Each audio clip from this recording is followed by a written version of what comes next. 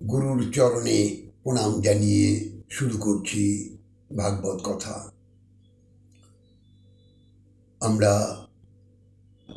মন্দিরে যাই, তীর্থে যাই, ভারতবর্ষের যত তীর্থেই আমরা পরিভ্রমণ করি, কিন্তু আমাদের এই মনটাকে সর্বপ্রথম পবিত্র করতে হবে।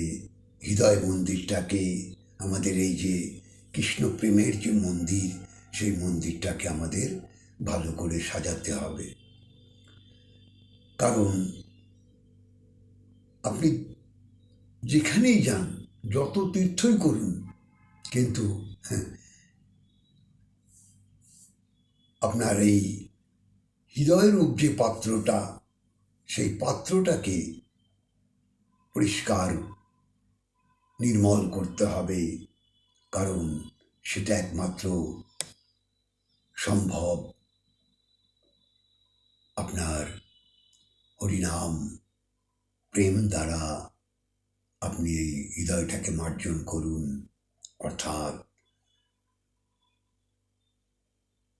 প্রেমহীন দেহ কখনো গোবিন্দ সেবায় লাগে না। তাই আপনার এই হৃদয়রূপ যে পাত্র, সেটাকে আপনি সদা সর্বদা কৃষ্ণ নাম প্রেম দিয়ে মার্জন করুন। তাহলে দেখবেন যেখানেই আপনি তীর্থক্ষেত্রে যান, ভগবান আপনার ডাকে সাড়া দেবে। কারণ মনের ময়লা যদি দূর করা না যায়, কোটি জন্মের ময়লা পড়ে আছে আমার এই হৃদয়ে, সত্য তেতা দাপর করি, এই 4 যুগের ময়লাটাকে পরিষ্কার করবার জন্যেই আমার মহাপ্রভু এই হরিনাম সংকীর্তন এত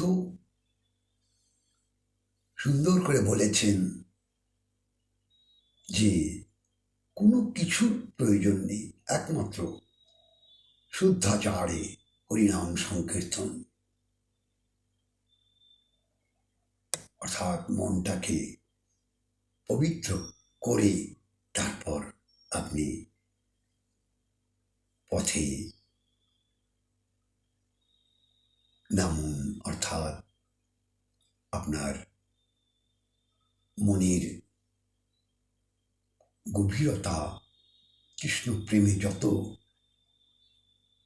গভীরে চলে যাবেন, ততই দেখবেন এই জগতের কোনো কিছুই কিছু নয়।